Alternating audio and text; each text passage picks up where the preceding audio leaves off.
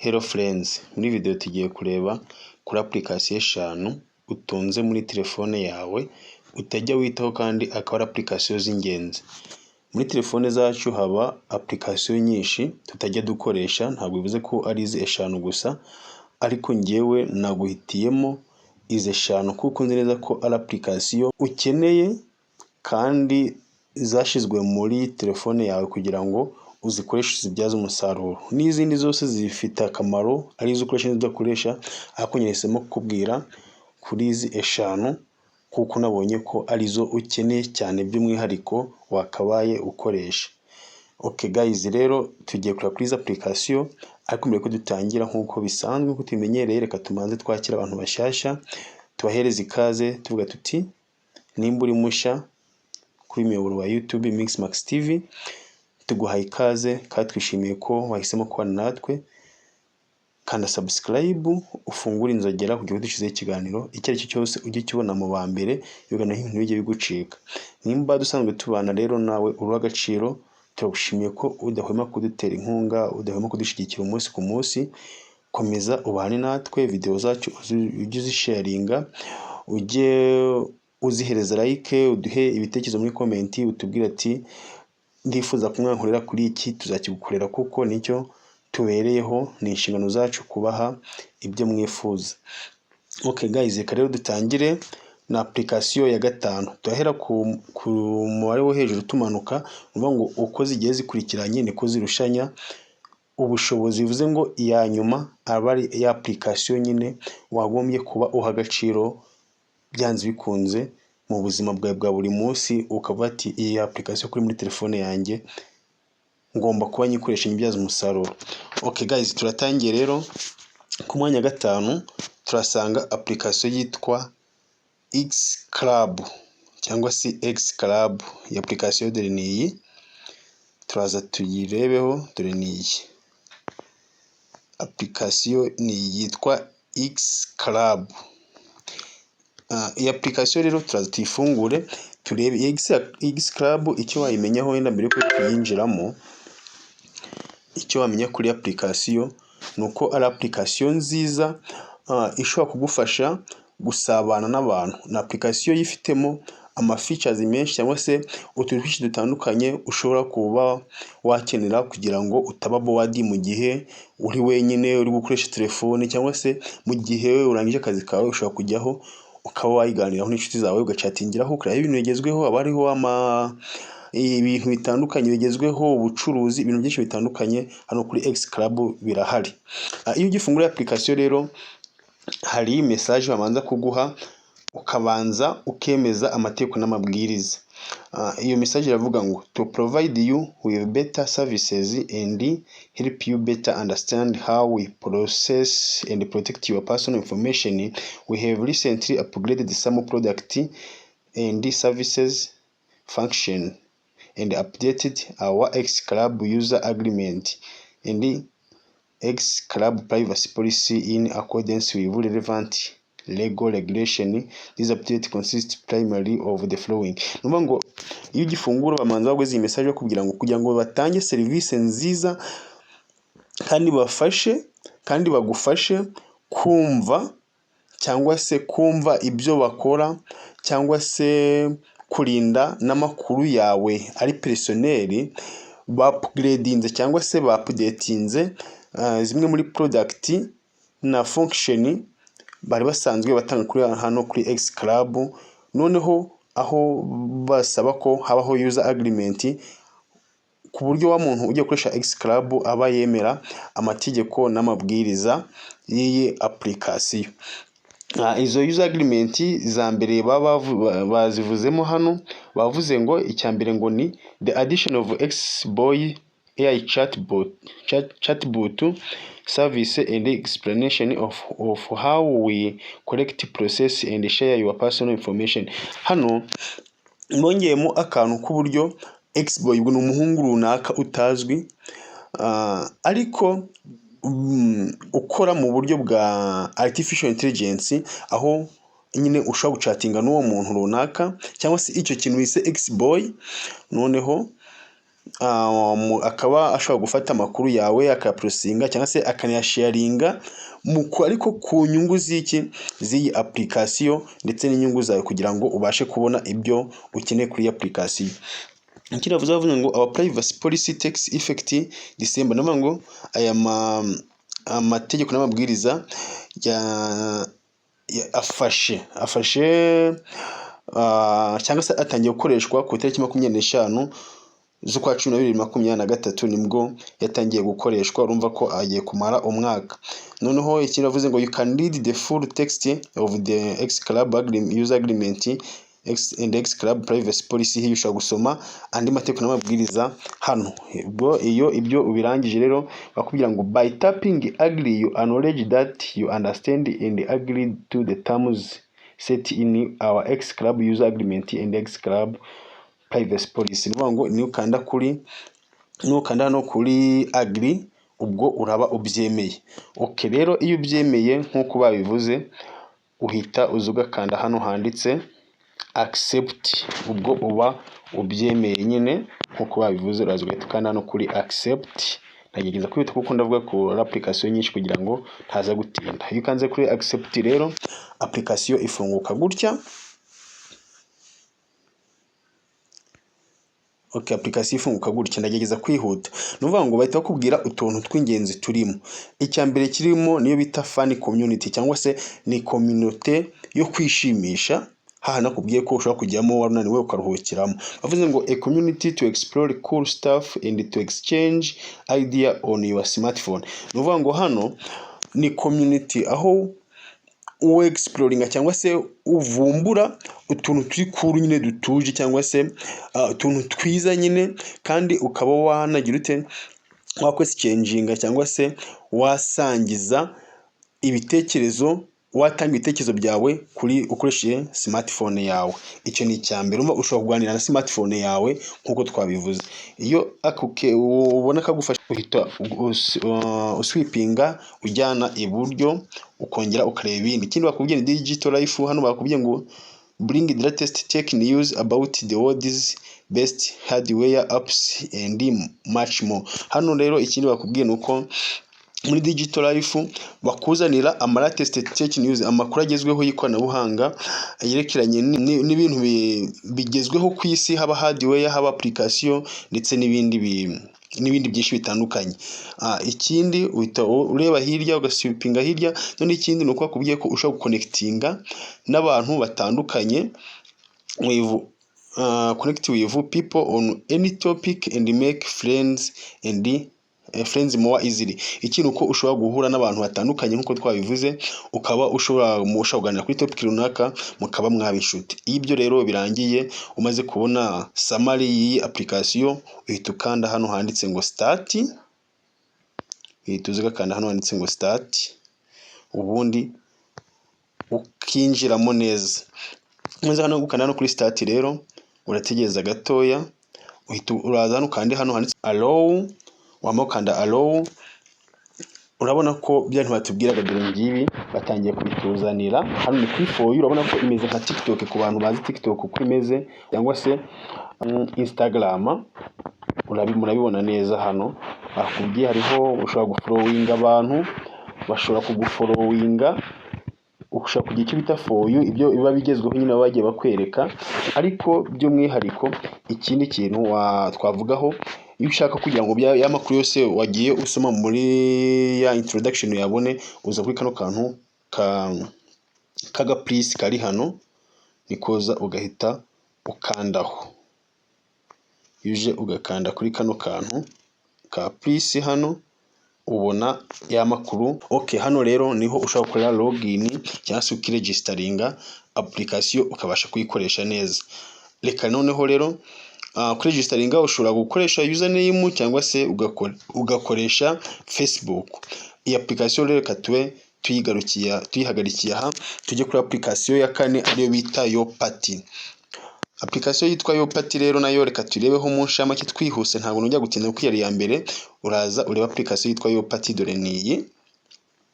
Iyi application mwese muri telefone murazifite, ndabizi nta telefone iba itarimo kuko izi na application zizana na telefone bizabikoranye. Okay, hano kuri iyo pati rero naho tutatinze cyane turatuyifungure turebe ibyayo. Iyo pati icyo ukorayo ni uko ushobora gutegura ikirori muri abantu nk'icumi, noneho umuntu umwe muri mwebwe akababera DJ, noneho agaplayinga indirimbo cyangwa se umuziki runaka, noneho namwe akabasharinga wa muziki akawuplayinga akabera nka DJ, mwe mukagenda mwumvira mu matelefone yanyu, mbese ku buryo mwumva mwakoze environment imwe ariko ari umuntu umwe wabasharinze. Hano bakubwiye ngo bahita kugira kuri introduction ngo connect with multiple phone to the same wifi to play one song in sync. Nuvuga ngo hano mufate y'amatelefone mufite mugiye guhuza mukayashira kuri wifi imwe. Ikindi basi bakubwira noneho bakubwira ngo the master phone creates a QR code and the slave phones scan the QR code to join. Nuvuga ngo icyo mukora mugira telefone imwe, urugero nimba ari telefone turi gukoresha akaba ariyo telefone iraba iyo bita master phone. Iyi master phone yo icreatinga QR code, noneho za telefone zindi nimba muri nk'abantu 10 abandi 9 basigaye phone zabo zitwa slave phone. Izo slave phone rero master phone icreatinga QR code, noneho za slave phone zo zikagira zikaza zikajoininga ya master phone, ubundi mugahita muhuza umuziki. Ubwo iyo umaze iyo ugiye kubikora rero uhita ugakanda hano handitse ngo try now, tuzigakanda hano handitse ngo try now. Iyo umaze gukanda hano handitse try now, ubwo bahita kuzana utuntu tubiri, urakanda allow nk'ibisanzwe, ukanda allow. Ubwo nzitangiza kugira mubashe kubona nyine uko tuzikoresha tuzistara. Hano rero iyi telefone imwe ishobora kuba master phone cyangwa se ikaba slave phone. Iyo baye master phone ubwo ari ujye gucreatinga party cyangwa se gutangiza party yo kuyobora party, uraza ugakanda hano handitse ngo create party. Ubwo iyo umaze kuyanda kuri create party bahita baguhereza QR code, noneho iyo QR code akaba ari yo izindi za telefone zitwa slave phone ziza zikugira zikaza zigasikaninga nkuko muri kubibona. Aha ushobora no guplayinga indirimbo hano ukaduplayinga wenda nk'iyi, ni urugero yitwa nabonye Imana ya Silas.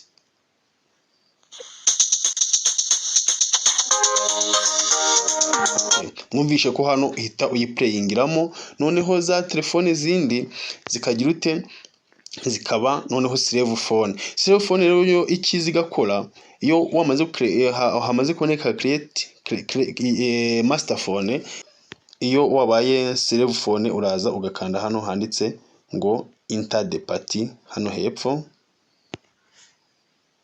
uhita ugakanda handitse enter the party. Ukanze enter the party bahita bakuzanira aho muri bwinjirire ugasikaninga ya QR code ya master phone. Application ya gatatu rero nahisemo kubabwiraho ni application yitwa Xshare. Izi application zose ndabizi ko muri telefone yanyu cyangwa se zanyu muzifitemo. Ni application yitwa Xshare. Application yitwa Xshare abantu benshi ntabwo bazi ikimara, ariko iyi application ikimaze ni uvuga ngo na application izana telefone ku buryo ushobora kwakira cyangwa se ukohereza ibintu ukabihereza umuntu mu buryo bworoshye. Reka nayo tuyikandeho gatoya turebe uburyo ikora iyi application. Okay, application rero nayo nkuko bisanzwe uraza iyo ugezemo naho baguheza introduction bakubwira ngo Xshare helps you find nearby device and share up video it's. Nuvuga ngo iyi Xshare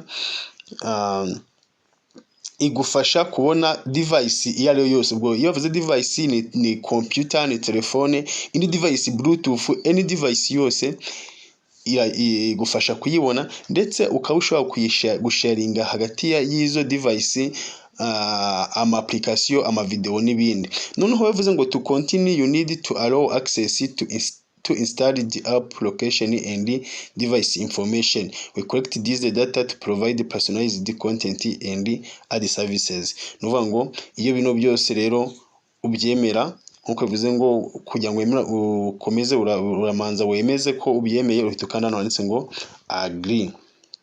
Tuzugakanda hano handitse ngo agree. yes, uraza ugakanda kuri agree. Iyo umaze gukanda kuri agree, noneho bahita bakubwira uhita ukanda kuri allow while using this app. Hano urabona ko haje utuntu dutatu. Akantu ka mbere ni send. Hano ushaka gusendinga,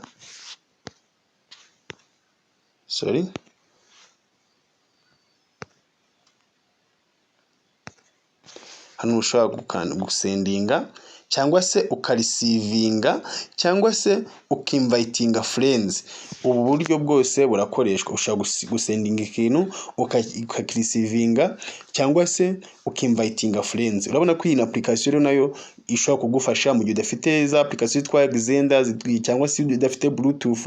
Iyi application wayikoresha, kandi n'abakonsiya cyane gukoresha iyi application kuko na application nziza izana na telefone itandukanye na zira tuba twagiye dushaka hanze. Ndumva rero ikindi wenda hano iyo ukanze kuri tuno tuntu two hepfo hano haranditse ngo transfer file na mi. Iyo ukanze hano nko kuri transfer, ubwo nyine ugiye gutransferinga. Iyo ukanze kuri file bakwereka ibintu ufite muri telefone yawe. Murabibona ko byose bahise babinzanira ama video, amafoto, music, document, application, ibintu nakire byose, ndetse banyereka storage, phone storage na CD card. Ikindi hano bakakwereka ko icyo bita mi. Hano ushobora gusharinga ya application, ushobora kwereka transfer profile yawe, byose hano niho biba biri. Okay, twihuse cyane reka tujye kuri application noneho ya kabiri. Application ya kabiri nashisemo kubasobanura rero na application y'ingenzi cyane. Iyi application umuntu wese utunze smartphone ayiteho kuko ni ingenzi. Application nta yindi rero ni application bita weather.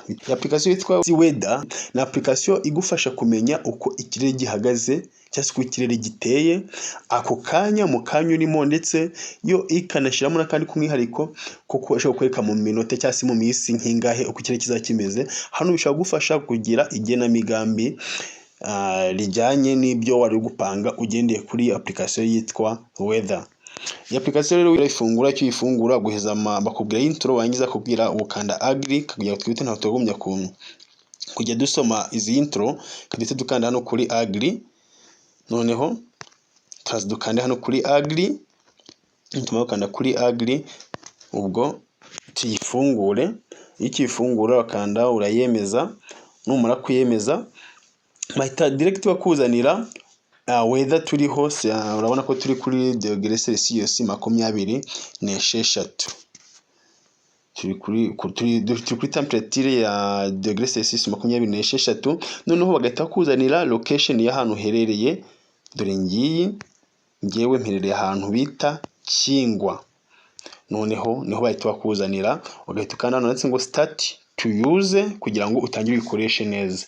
Iyo kanze kuri start to use rero bahita bakubwira uko ikirere cyifashe. Ubu tuvugana turi kuri degree Celsius ya 22.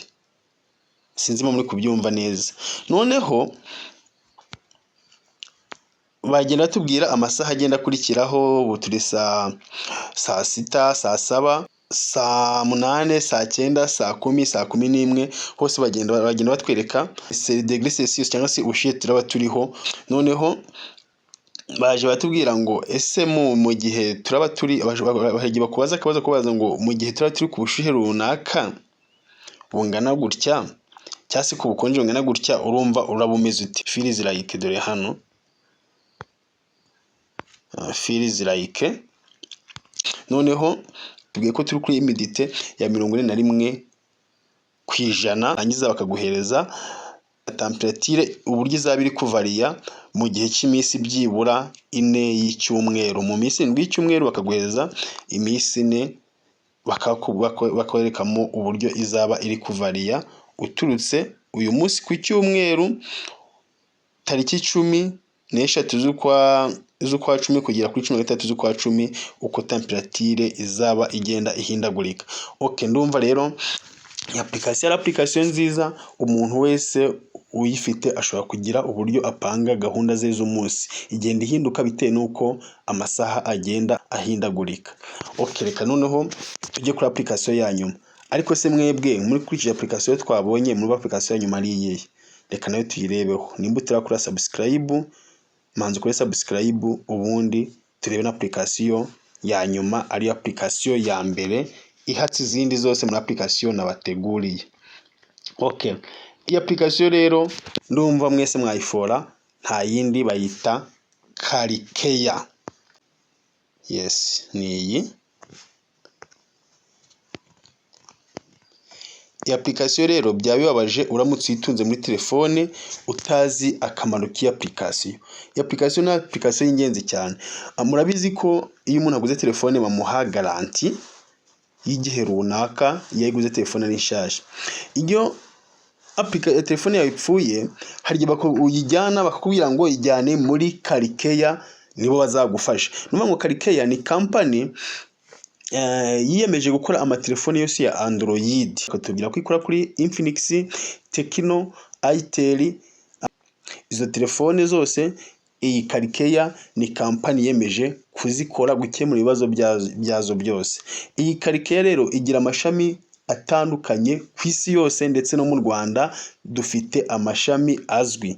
Iyi Karikeya rero iyo telefone yawe igize ikibazo urayijyana, bashaka kugufasha nka telefone ikiri muri garanti, bakaba bayigukorera ku buntu, cyangwa se yaba yarangije garanti ukayijyanayo bakayikura n'ubundi bakwishuje amafaranga runaka, ariko bakayikora neza kuko ni aba expert mu gukora izi telefone cyangwa se gukemura ibibazo by'ama Android byose. Niyo mpamvu iyi application ari application y'ingenzi, navuze ngo niyo tugomba nayo kurebaho tukayisobanukirwa neza. Okay, rero uraza ufungura application yitwa Karikeya. Numara gufungura application yitwa Karikeya, noneho urebe ibiyirimo ni ibihe. Okay, iyo ukifungura rero bakubwira ngo ushaka gukora reservation cyangwa se reservation, ukawakora order iyo ariyo yose ya service ushaka. Bagenda baguhereza ama intro atandukanye, bakakubwira ngo consider service 24 hours at your service, amasaha 24 bashaka kugufasha. Ushaka kujoininga, noneho kuba joininga kugira ngo ukishima ukajya n'impano ushaka gutsindira impano muri application. Urumva ko na application nziza cyane. Noneho iyo umaze gusoma intro urazugahita ukananditse ngo use now. Wamakanda kuri use now, ukemeza amategeko n'amabwiriza byose ukabyemeza. Iyo ukihagira rero bahita bakubwira amatelefone ikoraho. Niba mwari mubibonye, dore ngiyi bakubwira Infinix, Cynix, Itel, Oraimo na Tecno. Izi nizo telefone rero iyi Karikeya yasinyiye gukora, ibasha gufasha abakiriya bizi company kubona ibisubizo by'ibibazo bahuye nabyo ku matelefone yabo. Rero iyi application ikiza cyangwa uko nababwiye, iyo ukifungura bahita bakwereka Karikeya service center zikwegereye. Murabona hano bavuze ngo nearby store. Nearby store hano bambwiye bitewe nuko nge mperereye, cyangwa wese bambwira ngo iri hafi yanjye yitwa Karikeya Bukavu OSC. Akaba ari Karikeya iri mu birometero 17 n'ibice 19. Ikaba iri mu cyumba nomero 2 kuri floor ya 2 ari building yitwa Kicoma. Ikaba ari muri Bukavu DRC. Bakongera bakambwira ngo indi yo nzina neza cyane ni yitwa Karikeya Cyangugu. Karikeya Cyangugu ikaba iri muri Amani House. Abantu b'Urusizi murahazi, kuri floor ya 2 mu cyumba cya 2 kuri floor ya 1 ku muhanda w'ubucuruzi niho iyi Karikeya iherereye. Akari mu birometero 23 n'ibice 48 uvuye ahantu mherereye kano kanya. Iyi application rero icyo wayimenyaho nuko wenda ujugakana no kuri location, noneho baguhereza detail neza za yama store yabo aho ushaka kugenda bakagufasha. Ikindi wamenyaho nuko bashobora kukwereka igihe bakorera, amasaha y'akazi. Ubona ko hano batubwiye ngo muri Amani House second floor, ubwo bitewe naho uri nabazakubwira aho uherereye. Bakora kuva ku wa mbere kugera ku wa gatandatu. Kuva ku wa mbere kugera ku wa gatanu bakora kuva saa 3 kugera saa 7 avant midi.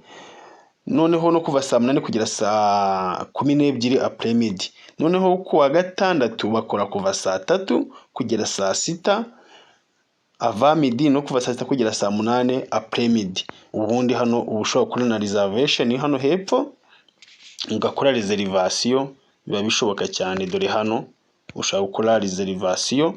Noneho ikintu cy'ingenzi nagira ngo mbabwire muri application, uretse kuba wajya no kuri store yabo cyangwa kuri service center, bagira iyo bita chatbot, aho ukwandika ikibazo ufite bagahita bagusubiza bagendeye ku kibazo wabandikiye. Uzwa kandi kuri kano kantu kameze nka message, bahita bakubwira ngo ufite ikihe kibazo ngo tugufashe, ukaba ushobora kucyandika. Murabibona neza, ushobora gutangira hano bizavuze ngo hello AI robot provide you iminsi 7 mu masaha 24 online custom services, how can I help you? Hano ubaza ikibazo, uvuga ikibazo ufite bakagufasha. Iyo ushaka kwandika ikibazo cyawe uraza ukacyandika hano. Urabona ko umuntu ushobora kwandika. Ikindi ushobora gukanda kuri kano kantu, ushobora gukanda kuri kano ukaba washiramo n'ifoto cyangwa screenshot wafashe. Byose biba bishoboka. Hano ni ifoto. Hano hari uburyo bwinshi bwo kubandikira, noneho mukabasha kuganira. Ikindi iyo ugiye kohereza ibyo maze kwandika kubandikira, uraza ugakanda kuri kano, ugakanda kuri kano kantu kari hano.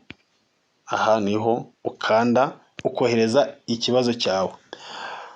Okay guys, ngibi rero ngize application 5 nabateguriye kubabwiraho. Nimba hari ndi wumva twaza kubwiraho nayo wayandika muri comment, kandi bagiye gutanga like nimba video ubona yagushimisha yagufashije, yihereze like, uduhe igitekerezo muri comment, ubundi tumenye nimba hari ikindi wifuza ko twagufasha.